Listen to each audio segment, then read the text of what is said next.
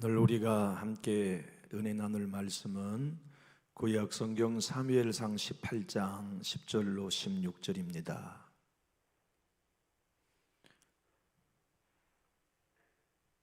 우리 한 목소리로 사무엘상 18장 10절로 16절까지 합독하겠습니다. 그 이튿날 하나님께서 부르시는 악령이 사울에게 힘있게 내림에 그가 집 안에서 정신없이 떠들어대므로 다윗이 평일과 같이 손으로 수금을 타는데 그때 사울의 손에 창이 있는지라 그가 스스로 이르기를 내가 다윗을 벽에 박으리라 하고 사울이 그 창을 던졌으나 다윗이 그의 앞에서 2번 피하였더라. 여호와께서 사울을 떠나 다윗과 함께 계심으로 사울이 그를 두려워한지라.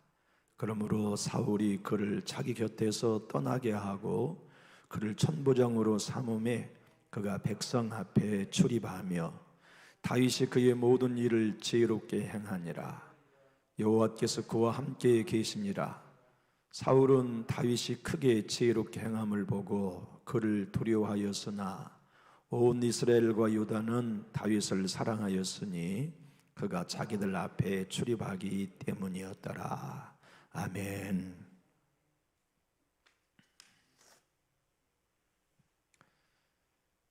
짓밟힐수록 더 튼튼하게 자라나는 잔디밭처럼 다윗의 인생은 그렇게 살았던 것 같아요. 다윗만큼 많이 짓밟히고 산 사람도 없었던 것 같고 다윗만큼 비바람 많이 받고 자란 나무가 없다 할 만큼 고난의 연속인 삶을 다윗이 살았습니다. 그런데 다윗은 웅덩이에 빠지면 더 크신 하나님을 경험했어요. 사방이 막히면 그 모든 걸 열어서 길을 만드신 하나님을 경험했고 핍절한 삶을 살 때에는 공급해 주신 하나님, 힘이 없이 한 콘으로 몰릴 때에는 힘이 되어주시고 산성이 되어주시고 요새가 되어주시고 구원이 뿌리 되어주시고 방파가 되신 하나님을 더 경험했어요. 그러니 다윗이 얼마나 입지전적인 사람입니까? 다윗을 묵상할 때마다 배우고 싶어요. 또 다윗의 인상을 본받고 싶은 생각이 마음속에 많이 들어요. 나도 다윗처럼 어려움을 만날수록 하나님을 더 크게 경험하고 싶다. 나도 고난이 크면 클수록 크신 하나님을 경험했던 다윗처럼 그렇게 하나님을 많이 알아갔으면 좋겠다 하는 소원도 생겨요. 그런 다윗의 삶이 어떻게 가능했을까요? 오늘 본문은 다윗이 위대한 믿음을 가졌기 때문이 아니고 하나님이 다윗과 함께 하신 결과가 그런 축복으로 왔다고 설명해 줘요. 반대로 오늘 본문에 등장한 또 다른 사람 사울 왕이 있잖아요. 그 사람은 하나님이 떠났다 이렇게 본문을 소개합니다. 하나님이 떠남으로 말미암아 주어진 삶의 비참함의 모형이 모델이 사울 왕으로 등장합니다. 그래서 청교도의 유명한 목사님 존 프레스톤이라는 목사님이 계셨어요. 그분은 이 다윗과 이 사울이라고 하는 두 인물을 오늘 본문이 이렇게 표현합니다. 다윗은 하나님이 지도하셨고 하나님이 모든 삶을 조언하셨습니다. 반면에 사울에게서는 떠나셨기에 그가 행한 모든 일은 그릇되었습니다. 만일 이스라엘 백성들에게서 구름 기둥과 불 기둥이 떠났다면 그들은 광야에서 길을 잃어버리고 말았을 것입니다. 사울은 하나님을 잃어버리자 길을 잃었습니다. 하지만 경건한 사람에게는 그 뒤에서 이것이 정도다, 너는 이 길로 행하라 하는 하나님의 음성을 듣습니다. 그가 다윗이었습니다. 다윗의 인생이 이토록 복되었다는 걸 오늘 본문은 특별히 사무엘상 18장은 아주 강조해요. 몇 번씩이나 강조하냐면 4번씩 8장에서 강조합니다. 우리가 오늘 읽은 14절, 15절에서도 말씀하지만 18장 5절에서도 말씀하셨고 30절에서도 말씀하셨어요. 오늘 14절, 15절 한번 띄워주시겠습니까? 한번 우리 읽어보시죠. 다윗이 그의 모든 일을 지혜롭게 행하니라. 여호와께서 그와 함께 계시니라. 사울은 다윗이 크게 죄로 갬을 보고 그를 두려워하였으나, 성경은 이렇게 표현하고 있어요.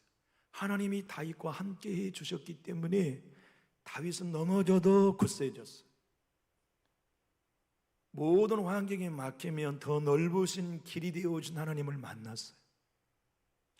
더욱인다나 미움받고 궁지에 몰릴수록 더 하나님을 깊이 알아가는 체험을 다윗이 경험했단 말이죠. 여러분, 참 오늘 보면은 여러분들과 저의 영의 눈을 활짝 열어줄 수 있는 단서들이 너무 많아요.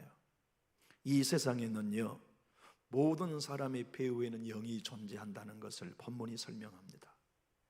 다윗처럼 하나님께 속한 사람도 있고 사울처럼 악령에 속한 사람도 있다는 것을 우리에게 여실히 보여줍니다. 그래서 사울은 다윗을 벽에 박아야 되겠다, 이런 살인의 열의를 가졌다는 게 얼마나 무서운 얘기입니까? 하나님의 사람이었던 한때 성령의 사람이 하나님이 떠나자 악령이 힘세게 내렸다, 그 말은 충만했다는 뜻이에요. 다윗은 갈수록 성령님으로 충만하고 사울은 갈수록 악령에 충만했다. 얼마나 대비적이고 대조적인 두 인물입니까? 할 수만 있거든 우리의 모든 삶에 우리는 성령으로 충만해지기를 소원하지요. 주님의 사랑이 내 안에 더 충만해졌으면 좋겠어.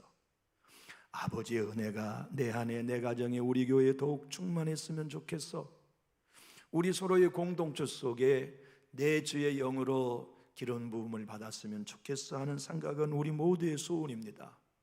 그런데 다윗은 고난이 클수록 하나님의 영의 기름 부으심으로 여호와의 영에 충만한 반면, 사울은 갈수록 악령으로 충만해져가는 이 두 대비적적 인물을 오늘 우리는 보고 있습니다. 여러분, 내 뒤에 누가 계시느냐에 따라 그분의 음성을 듣습니다. 다윗은 그의 배후에 계신 하나님의 음성을 듣습니다. 캄캄한 인생의 칠흑 같은 고난을 만나도 하나님의 음성을 듣습니다. 사울왕 악령이 들려가지고 저녁내 소리쳤다 했잖아요. 그 전에 우리가 보았던 개역 성경은 야려했다, 오늘 본문은 시끄럽게 떠들어댔다고 표현합니다. 귀신이 들려가지고서 임금이 채통도 없이 왕궁에서 소리치는 걸 한번 상상해 보십시오. 얼마나 모든 신하들과 대소신료들 그리고 궁녀들 또 왕비에게 이게 무거운 짐이었겠습니까? 그런데 오직 다윗 한 사람만이 사울 안에 있는 악령을 지배할 수 있었어요. 그 악령을 통치할 수 있었어요. 다윗이 탁월한 영성을 가졌기 때문이 아니고 그와 함께 하신 하나님의 능력 때문에. 이 땅의 어둠의 영이 교회에 굴복하는 이유는 우리 때문 아니지 않습니까? 우리 안에 계신 예수님 때문이고, 저와 여러분이 기도하면 우리의 자녀들의 환경 속에 주님의 보호의 장막에 처지는 이유는 우리의 탁월한 영성 때문이 아니라 우리 안에 계시는 예수님 때문 아닙니까? 하나님의 은혜 때문 아닙니까? 다윗 안에 계시는 하나님의 영이 사울 안에 있는 악한 영을 제압한 거죠. 그런데 사울이 창을 들고서 생각한 것입니다. 히브리 원어에는 내가 저놈을 벽에 박아야 되겠다 하고 생각하고 창을 던졌다고 쓰여 있지 않아요. 히브리 원어에는 사울 왕도 자기도 생각하기도 전에 창을 딱 던져놓고 생각해 보니까 내가 저놈을 벽에 박으려고 던졌네, 이렇게 기록되어 있다고요. 다시 말하면 악령이 사울의 생각하기도 전에 사울을 지배할 만큼 사울은 악령으로 충만한 상태가 되었습니다. 하지만 다윗은 그 환경 속에서도 창이 자에게 날아올 걸 예상하고 두 번씩 피했다. 오늘 본문은 두 번 피했다고 하지만 성경 원어에는 여러 번 피했다고 계속 용법을 쓰고 있습니다. 이리 피하면 던지고 저리 피하면 던지고. 그래서 다윗이 왕을 위해 찬양을 부르면서 창을 여러 번 맞았어요. 그러나 피함으로 생명을 건질 수가 있었죠. 나 같으면 걸음아 나설라 하고 우리 집으로 도망갔을지도 모르겠어요. 그런데 다윗은 사명의 자리를 끝까지 그 안에 지켰어요. 임금을 위하여서 자기의 생명을 담보로 거기 지키고 있는 거죠. 여러분, 다윗의 이야기는 다윗의 이야기로만 끝나지 않습니다. 우리는 늘 사단의 화살을 맞고 창을 맞아요. 그런데 우리 예수님이 저와 여러분을 보호하기 위해서 안 떠나신 이야기가 다윗의 이야기예요. 우리는 작은 화살 하나에 맞아도 죽잖아요. 그런데 내 주님이 여러분과 저와 함께 계셔서 자리를 떠나지 않으시고, 내가 네 방패막이 되어줄게, 내가 네 가정의 요새가 되어줄게, 내가 네 교회의 든든한 파란마기가 되어줄게 하고 주님이 우리와 함께 계시죠. 평생 동안 다윗과 사울을 연구하는 목사님이 계셨어요. 알란 네스파스라는 목사님이십니다. 그분은 오늘 본문이 이렇게 표현해요. 사람을 죽일 만큼 질투심에 사로잡힌 사울 안에는 어둠의 영이 들어왔다는 특징을 고스란히 드러내고 있다고 말이죠. 주께서 손을 떼면 한 영혼은 텅 빈 상태가 되고, 그것으로 끝나는 게 아니라 하나님의 임재와 주님의 계획이 떠난 성령의 소멸은 그 사람이 이제 어떤 외부적인 도발에도 저항할 수 없는 상태가 되어버립니다. 그리고 그 결과 오늘 본문에 등장한 것처럼 한 사람, 사랑해야 할 사람을 죽이고자 하는 시기심으로 불타오르는 것이 사울의 이야기입니다. 사랑하는 교회 여러분, 산호라면 하나님의 영이 우리를 지배하실 때 우리에게 나타나는 건 사랑이에요. 내가 어떻게 저 사람을 도와줄까? 내가 저 분들을 어떻게 힘이 되어드릴까? 내가 어떻게 힘이 되어드리면 이분들이 더 굳세어질 수 있을까? 이게 성령의 사람들의 생각의 구조입니다. 어떻게 하면 내가 힘이 되어줄 수 있을까? 어떻게 하면 도움을 줄 수 있을까? 그러나 사울은 이미 어둠의 영에 사로잡혀 어떻게 저놈을 죽일까가 사울을 사로잡는 생각의 전부가 되어버렸습니다. 그러나 다윗은 변함없이 하나님의 사람으로 남습니다. 끝까지 하나님의 사람으로 남습니다. 그래야 해요. 왜냐하면 다윗은 예수님의 모형이니까. 예수님이 다윗처럼 이 땅에 오셔서 우리 예수님이 다윗처럼 십자가 지시고, 우리 예수님이 다윗처럼 끝까지 하나님을 의지해야 하고, 우리 예수님이 다윗처럼 끝까지 사랑하셔야 하는 분이기 때문에 다윗은 끝까지 사랑의 사람으로 남았어야 했어요. 그런데 그 일을 다윗 혼자는 못합니다. 사람이 궁지에 몰리면 쥐도 문대요. 저는요, 어릴 적에 우리 집에 고양이를 키웠는데 고양이가 물려가지고 피 흘려서 도망온 거 봤어요. 누구한테 물렸는지 아세요? 쥐한테 물려가지고 고양이가 놀래서 피 흘려서 집에 들어왔다니까. 내가 봤어요. 쥐가 무는 우리 집 고양이를. 세상에 그런 고양이도 있어요. 맞아요. 궁지에 몰리면 누구나 무는 거예요. 다윗의 말이죠. 야려하는 임금, 명장 중에 명장이 창 하나 들여서 사울왕 하나 제한 못했겠습니까? 그러나 궁지에 몰릴수록 지혜롭게 행했다고 하는 게 오늘 본문의 이야기입니다. 교회가 세상과 다를 수 있는 것이 무엇일까요? 예수 믿고 기도하는 우리들이 믿지 않는 사람들과 다른 삶의 태도가 어떤 것이어야 할까요? 나를 궁지에 몰면 나도 너 문다? 이게 우리의 삶이 아니요. 궁지에 몰릴수록 지혜롭게 행한다. 궁지에 몰릴수록 사람의 방법, 세상의 방법이 아닌 하나님의 방법으로 대한다.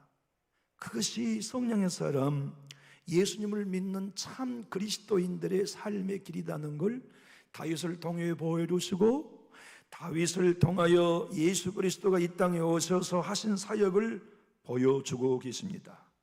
여러분, 하나님의 사람은 넓은 마음을 갖는다, 아버지의 마음을 갖는다.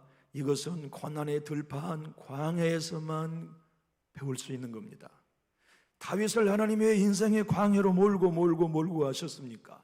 왜 모세를, 왜 아브라함을, 왜 이삭을, 왜 야곱을, 왜 하나님의 모든 사람을 하나님은 광야로 몰아 고난의 자리, 환난의 자리, 문제의 자리, 질병의 자리, 실패의 자리를 상처에 받는 자리로 몰고 가십니까? 아버지의 마음은 그곳에 가서 깨질 때 삼기는 것이기 때문에 그래요. 가정에서 배우면 퍽이나 좋을 일이었습니다. 학교에서 배울 수 있다면 더 좋은 일이겠지요. 그러나 아버지의 마음, 궁지에 몰릴수록 하나님이 기뻐하시는 방향으로 생각하고, 나를 코너로 몰면 몰수록 나도 반겨가는 게 아니라 하나님이 주시는 지혜와 하나님이 주시는 방법으로 반응할 수 있는 길은 다 믿을 만한 게 잃어버리는 코너에서 배울 수 있기에, 그래서 하나님은 다윗을 아버지의 마음을 갖는 사람으로 성장시키셨습니다. 나가나론 목사님은 그래서 이렇게 얘기합니다. 다윗은 세상 사람들과 전혀 다른 패러다임으로 살았는데 그것은 나를 위협하는 사울에게 사랑을 베푸는 마음으로 반응한 것이었다고요. 그런데 그 마음을 하나님은 어디서 가르쳐 주셨느냐? 고난의 들판에서 그 마음을 키워주셨다고 설명합니다. 여러분, 우리의 신앙생활 가운데 궁지에 모으는 일이 혹여나 우리에게 있다면 나도 손 걷어붙일 수 있다 반응하지 맙시다.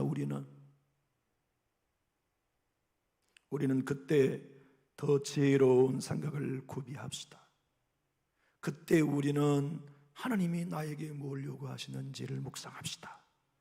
그때 우리는 지금이야말로 예수님의 마음을 가져야 할 시간이구나, 지금이야말로 내 주님이 걸어가셨던 그 길을 내가 배울 수 있는 길이구나, 그래서 하나님이 함께 하시는 것을 보고 그들이 우리를 두려워할 수 있을 만큼, 아니 자기들 앞에 출입하는 다윗을 모든 백성이 사랑해 주었던 것처럼 우리도 믿는 자들에게, 영의 사람들에게 사랑받을 수 있는 그 길을 걸었으면 얼마나 좋을까요?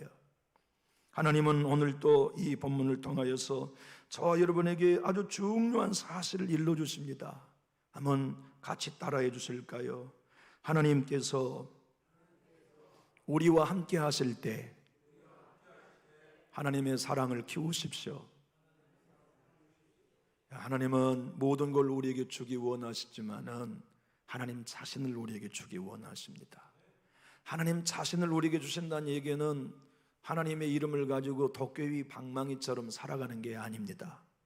하나님의 사랑을 가지고 하나님의 대제자로 살아가게 하시는 것이 하나님 자신을 우리에게 주신 것이에요. 사실 성령을 주신 것도 은사와 능력을 발휘해서 네가 대단한 사람인 걸 독보적으로 드러내라, 그렇게 주신 게 아닙니다. 이제 네가 내 사랑을 대신 실천해라. 내 아량을, 내 지혜를, 내 긍휼을 네가 베풀어라. 그래서 성령님이 우리에게 계신 거죠. 주님은 그런 목적으로 우리에게 와 계십니다. 여러분, 반전에 종절에 말씀드렸던 알란 네스파스라는 목사님은 무엇이 다윗을 이토록 탁월한 성령의 사람으로 만들었고 무엇이 사울을 이토록 비참한 악령의 사람으로 떨어뜨렸는지 이유가 하나였다는 거예요. 그게 뭐냐면 혼자 있을 때 어떤 생각을 했느냐가 그 사람의 이토록 큰 차이를 만들어냈다고. 여러분, 우리 혼자 있을 때 예수 십자가 묵상되나요? 우리 혼자 있을 때 아버지가 베푸신 은혜가 묵상되나요? 우리 혼자 있을 때 주님의 교회를 생각하면 감사, 감동이 밀려오나요? 우리 혼자 있을 때 내 자녀들 하나하나 생각해 보고 나의 배우자 생각해 보니 일생 동안 지난 앨범을 뒤척이듯이 하나님이 이렇게 우리를 도우셨구나, 하나님이 이렇게 우리 교회를 도우셨구나, 하나님이 이렇게 복된 길로 인도하셨구나 하는 사진첩이 우리의 기억 속에 있나요? 레스파스는 이렇게 얘기합니다. 다윗은 자기의 모든 삶이 혼자 고독으로 있을 때 그의 묵상은 하나님이었고 사울은 혼자 있을 때 자기를 묵상하여 질투심에 빠는 사람이 되었다고 말이죠. 지금 여러분, 세계에서 가장 성장한 교회 중에 하나가 하와이에 있는 뉴 호프 펠로우십이라는 교회입니다. 그 교회 담임 목사님은 개척한 지 얼마가 되지 않아 15,000명이 모이는 미국의 가장 역량이 있는 교회로 하나님이 부흥시켜 주셨습니다. 그분은 오늘 다윗이 이토록 성령의 사람으로 탁월하게 살 수 있었던 원리를 이렇게 설명하고 있어요. 저도 때로 우리 아이들이 어릴 적에 찍어 놓은 사진첩을 한 번씩 보면 얼마나 행복한지 몰라요.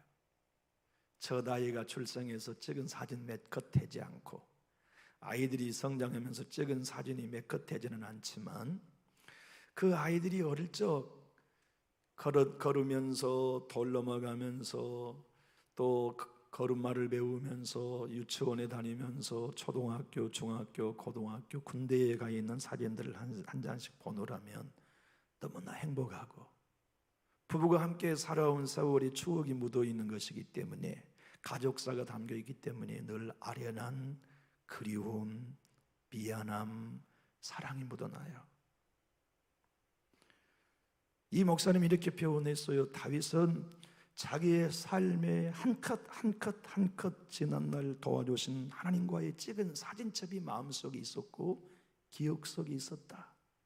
그때 하나님이 사자의 이빨 속에서 나를 건져주신 사진, 기억의 사진, 그때 곰의 발톱에서 나를 건져주신 하나님의 은혜의 사진, 그때 질병 속에서 내 남편 건져주셨던 하나님의 사진, 사건, 사고 속에서 내 자녀 지켜주셨던 하나님의 사진, 그 사진들을 한 장 한 장 넘기는 걸로 기억하면서 하나님으로 묵상하는 데 성공했다는 거죠. 그러나 대부분의 많은 사람들은 기억하지 말아야 될 것을 사진 속에 기억하고 기억해야만 하는 것들을 잊어버리는 것이 대부분의 그리스도인의 삶이라고 지적해 줍니다. 여러분, 다윗을 하나님이 얼마나 사랑하실 수밖에 없었겠습니까? 내 생명보다 하나님을 사랑했으니 말이죠. 다윗의 중심은 어떻게 하면 하나님의 이름이 이 땅에 나를 통하여 높아질 수 있을까? 어떻게 하면 살아계신 하나님의 이름, 만군의 하나님의 이름이 이 땅에 드러날 수 있을까? 이 마음 하나 가지고 살아가니 어찌 하나님이 다윗을 만나면 사랑스럽지 않을 수 있겠습니까? 야야, 어떻게 너는 네 자신을 생각하지 않고 나 여호와만 생각하냐? 네 생각 속에는 도대체 무슨 생각이 있어서 나를 높이는 것만이 너에게는 관심사냐? 내가 너 어릴 때부터 알아봤지만 고맙다. 네 중심은 언제나 우리 하나님이 높임 받으십시오. 너의 중심은 언제나 하나님이 찬양 받으십시오. 나는 왕에게 위협당한다 하여도 내 주님의 영이 사랑을 통치해 주신다면 만족합니다. 네 마음은 어쩌면 그렇게 내 아들의 마음과 똑같니? 네 마음은 어떻게 그렇게 세상을 사랑하는 내 마음과 어쩌면 그렇게 똑같냐? 그래서 내가 너에게 내 지혜를 아니 줄 수 없구나. 내 영을 아니 부어줄 수 없구나. 내 마음을 아니 부어줄 수 없구나.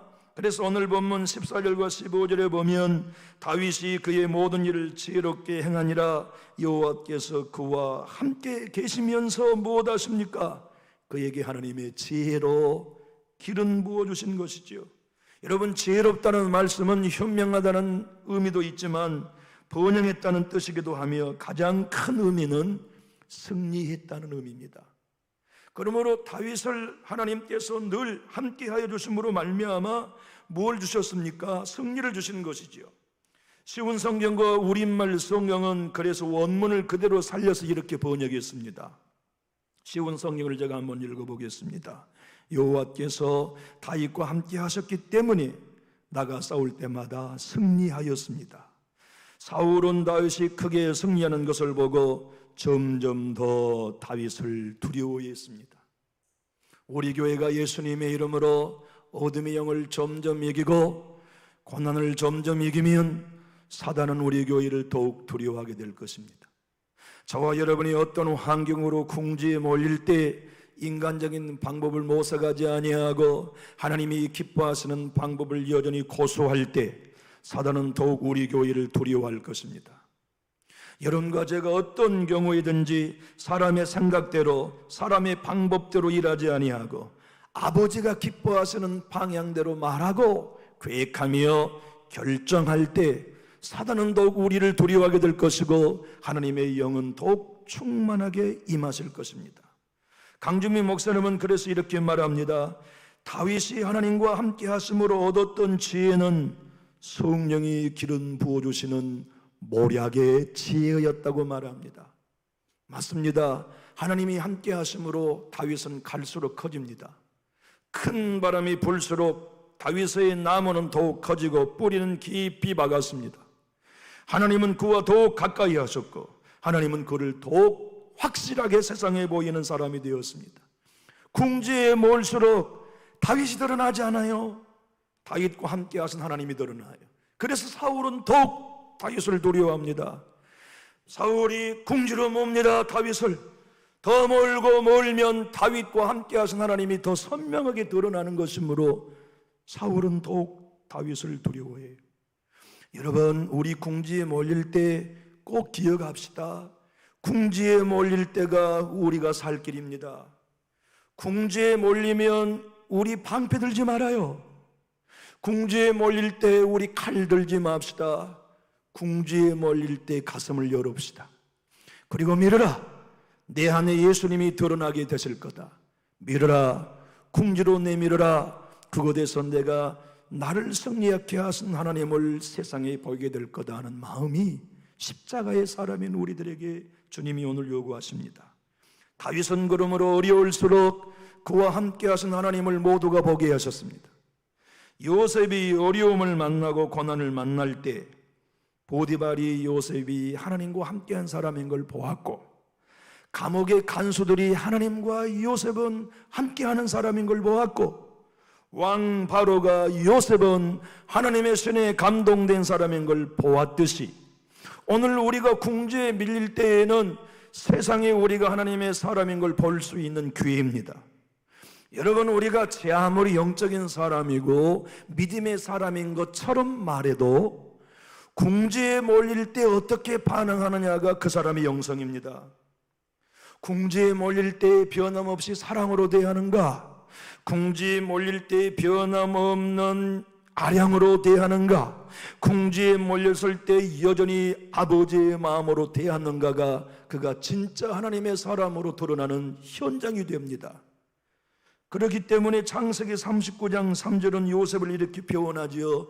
그 주인이 여호와께서 그와 함께 하심을 보며 또 여호와께서 그의 범사에 형통하게 하심을 보았더라. 여러분, 우리는 생각합니다. 남존교회에 그냥 사람들이 꼬리에 꼬리를 물고 2,000명, 3,000명으로 부흥하면 우리 교회 하나님이 함께 하심을 세상이 볼 수 있을 거라고요. 천만의 만만의 말씀입니다. 목사인조로부터 남존육교에 지금 출석한 우리 모두가 사람의 말로 궁지에 모일 때 사람의 방법으로 대응하지 아니하고, 비난의 말로 우리를 궁지로 모일 때, 정죄하는 말로 우리를 궁지에 모일 때 동일하게 인간적인 방법으로 대하는 게 아니고 다윗이 그랬던 것처럼, 하나님의 모든 사람들이 그랬던 것처럼 궁지에 몰린 그 사람 속에 사랑으로 일하신 하나님을 보여드릴 때 우리 교회는 희망이 있습니다.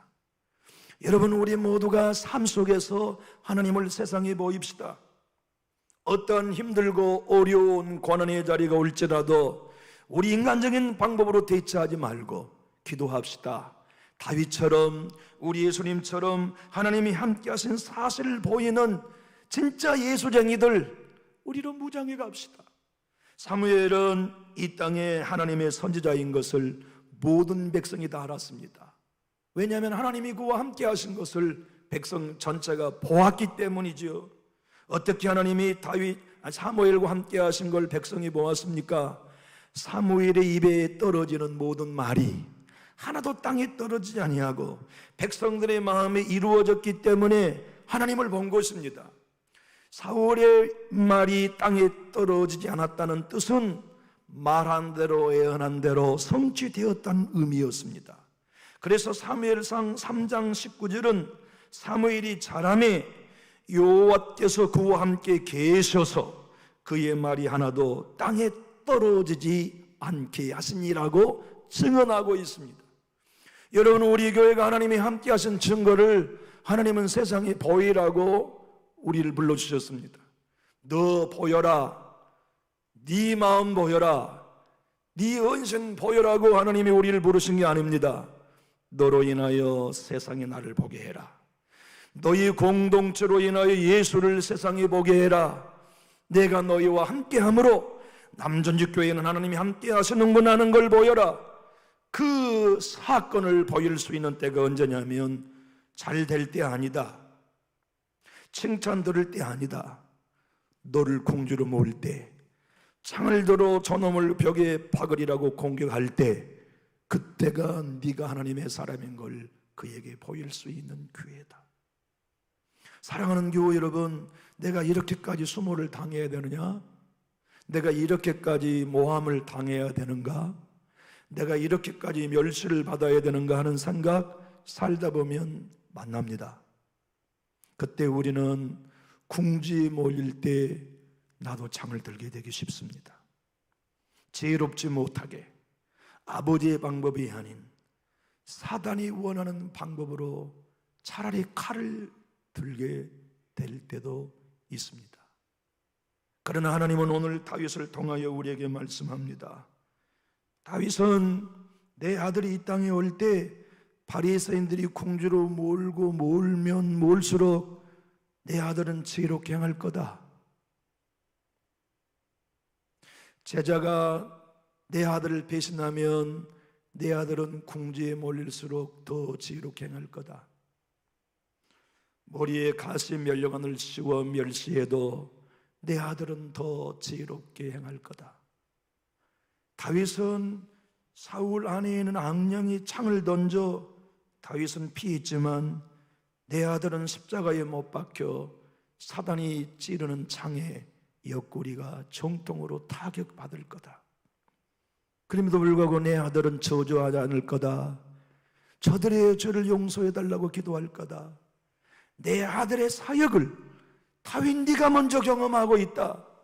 아니, 오늘 남전역교회 목사인 저에게와 여러분에게도 주님이 말씀하십니다. 너희도 날 따라오는 제자라면 너희도 내 방법대로 반응해야 한다. 궁지에 몰릴 때 내 사랑하는 자녀들아, 그때가 너희가 진짜라는 게 증명되는 기회다. 그때가 너희가 성령의 사람이라는 게 증명될 기회다. 그때가 너희가 모든 사람들에게 사랑받는 절호의 기회다. 인간적인 방법으로 반응하지 말아라. 세상 사람의 방법으로 반응하지 말아라. 육의 사람처럼 반응하지 말아라. 하늘에 속한 사람으로 반응하여 조용히 죽어라. 예수에 속한 사람으로 반응하여 내가 죽고 예수로 사는 길을 선택해라. 성령의 사람의 길을 택해라. 궁지에 몰릴수록 지혜롭게 행하라. 궁지에 몰릴수록 내가 희생하면 뭐해라고 말하지 말고 백성들 앞에 출입하면서 모든 백성이 너를 사랑할 수 있는 길이 열린다. 지금이 네가 왕후의 자질을 온 백성들에게 보일 수 있는 선물의 시간이라고 하나님이 다윗과 함께 주셨습니다. 그러므로 사랑하는 나의 교회 여러분, 오늘과 내일의 우리의 삶 속에 예수님을 따르다 보면 박수 쳐주는 일은 아마 만나지 못할 겁니다. 가장 가까이 있는 사람들로부터 궁지에 몰리는 말을 듣기가 쉬울 것입니다. 가장 내가 신의를 맡겼던 이들로부터 내 모든 것이 무너나는 궁지에 몰리는 일들도 경험하게 될지도 모릅니다. 그러나 하나님은 말씀하십니다. 그때가 무너나는 때가 아니고 네 안에 내가 드러날 수 있는 절호의 기회다. 그때 네가 깨지면 네 안에 여호와가 세상 모든 사람들이 보는 기회다. 네 안에 있는 예수가 그 사람에게 보여주는 기회다. 네 안에 있는 성령이 그 사람들에게 보여주는 기회다. 그러므로 내가 매일 기쁘게 순례의 길을 행함은 주께서 나와 함께 하심을 증거할 수 있는 절호의 기회가 궁지에 몰릴 때다. 궁지에 몰리면 우리 제일 먼저 나타나는 게 참 안 옵니다. 두 번째는 먹고 싶지 않습니다. 세 번째는 사람 만나고 싶지 않습니다. 그래서 전화도 싫어지고 사람들을 만나는 것도 귀찮아지고 집 밖에 나가지 않게 되는 시간이 많아지지요. 사람은 누구나 다 공통적이니까요. 미국의 19세기 위대한 부흥사 중에 한 분이 버펌이라는 목사님이었습니다. 우리 성결교회 같은 형제교단인 나사렛 성결교회에 안수를 받고 캘리포니아에서 목회하셨던 목사님이십니다. 이분은 음악을 공부한 적이 없는데 찬송가를 자그마치 10곡을 썼어요. 한 번은 1시간 동안에 성령의 기름 부음을 주시니까 12곡의 찬송시를 썼단 말이죠. 이분이 일생 동안 사역을 하고 돌아가셨을 때 로스앤젤레스에서 목회하셨군요. 돌아가셨을 때 로스앤젤레스 타임스에서 이렇게 그의 삶을 막 설명해 주었습니다. 복음 찬송가의 작가의 왕, 세상을 뜨다. 그리고 그의 묘비에는 이렇게 쓰여 있다고 합니다. 나는 선한 싸움을 싸웠다. 근데 이분이 쓴 찬송가가 우리 찬송가에도 적잖게 있습니다만은 독 샹크스라고 하는 분이 외팔이었어요. 이분은 제주소를 다녔는데 제주소에 큰 아름드리 나무들을 자르는 톱이 있잖아요. 실수로 거기에 팔이 들어가서 팔 하나가 완전히 절단이 됐어요. 외팔이 인생을 살았는데 이분도 또 작곡의 은사가 그렇게 있었어요. 버펌이라는 분은 찬송시를 쓰는 성령의 기름 부으심이 있었고, 이분 독 샹크스라고 하는 분은 곡을 쓰는 은사가 있었어요. 근데 버펌 목사님이 쓴 성령의 지혜로 쓴 찬송을 이 독 샹크스 목사님이 곡을 붙여서 세상의 수많은 사람들에게 오늘까지 다윗이 하나님을 경험하고 성령의 도우심과 함께 하심을 맛본 것처럼 우리 많은 신자들을 인도해 주는 찬송가를 지었어요. 그 찬양이 191장 내가 매일 기쁘게 술례길 행함은 주의 팔이 나를 안보하며 내가 주의 큰 복을 받는 참된 비결은 주의 영이 함께 하심이라. 여러분, 우리의 인생 짧으니까 잠깐 피었다지는 꽃과 같으니까 잠깐 이른 아침 풀잎에 맺혔다 햇살이 비춰오면 말라버리는 풀잎에 맺힌 이슬 같은 인생이니까 짧은 인생 무엇보다도 성령으로 충만한 채 살다 성령의 인도하심을 따라 천국 가는 게 최고의 복이죠. 젊을 때에는 아직 실감나지 않겠지만 이제 인생의 모든 낙이 다 떠나가고 나의 아침을 맞을 때마다 또 하루를 덤으로 살고 있구나 하는 걸 느끼는 인생의 연로함 때에는 성령으로 충만하게 하루하루 살고 있는 게 최고의 복이라는 걸 까무라칠 만큼 실감하게 되겠죠. 그는 계속 찬송가 전체의 4절까지 다 그렇게 표현했습니다. 2절은 그 발 아래 엎드려 참된 평화 얻음은 주의 영이 함께함이라. 3절은 내가 기쁜 마음으로 주의 뜻을 행함은 주의 영이 함께함이라. 4절은 어두운 밤이 지나고 무거운 짐 벗으니 주의 영이 함께함이라.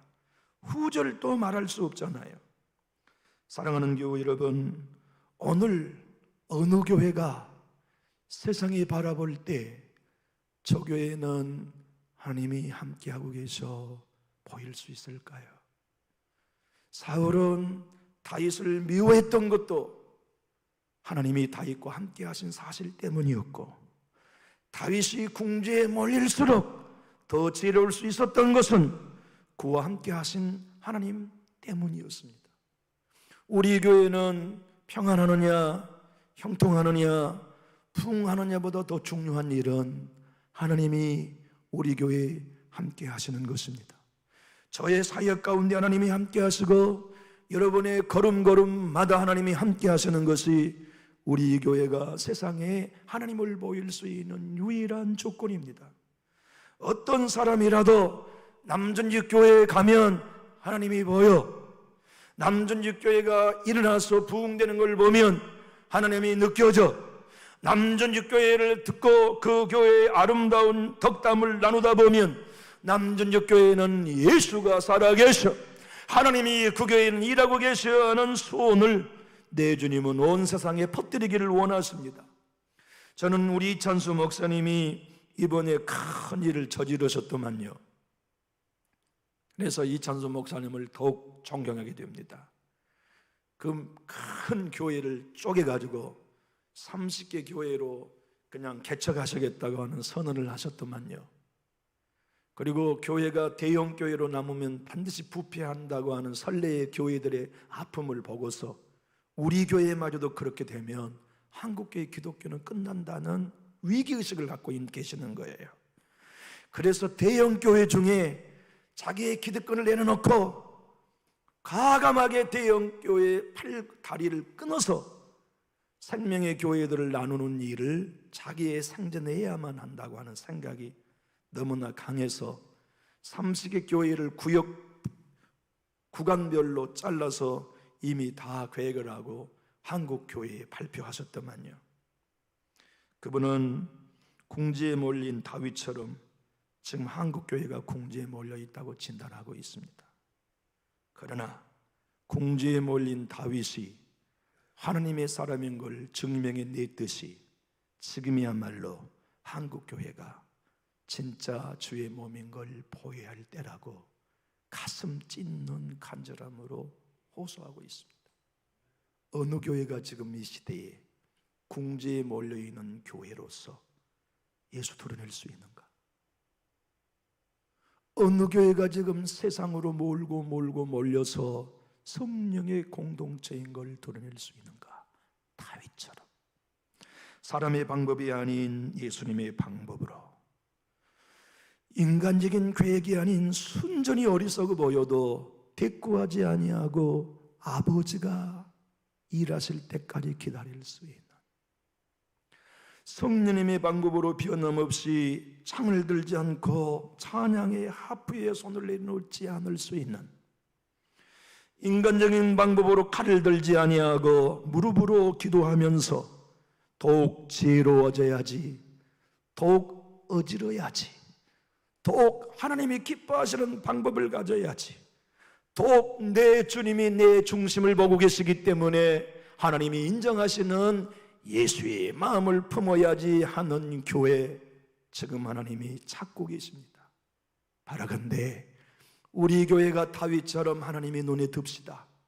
저와 여러분이 남은 여생에 진정 궁지에 몰릴수록 우리의 입에는 노래가 있게 합시다.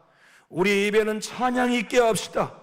우리의 모든 관계에는 예수의 생명, 하나님의 생명을 나타내는 다윗이 되어서 우리 교회가 마지막 세대지 말에 여호와의 영광, 예수의 영광을 보여드리는 다윗, 바로 그 교회가 되어질 수 있기를 우리 주님의 이름으로 간절히 축복합니다. 기도하겠습니다.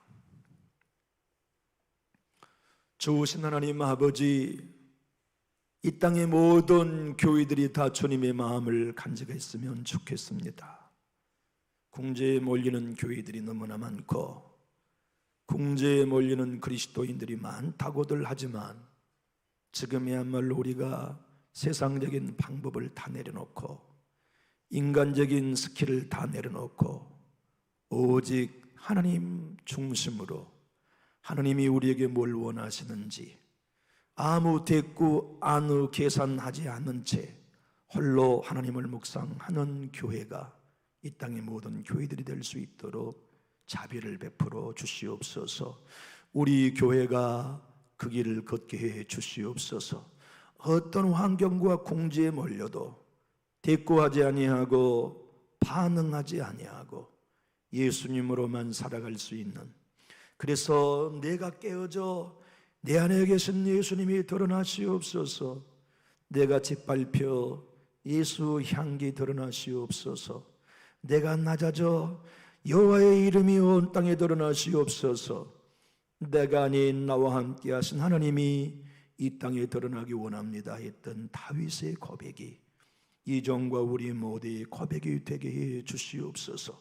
그래서 남준육교회는 많은 사람이 모여도 사람의 소리가 아닌 하나님의 음성이 들려지게 하시고 사람의 계획이 아닌 성령의 감동으로 하나님만이 하실 수 있는 원대하고 거룩한 일들을 성취하며 눈으로 보고 세상에 하나님이 여기에 계시는 것을 나타내게 하여 주시옵소서. 우리의 영광은 십자가에 못 박습니다. 오직 아버지 영광만이 이 교회를 통해서 나타나시고 찬양받아 주시옵소서. 예수님 이름으로 축복하며 기도합니다. 아멘.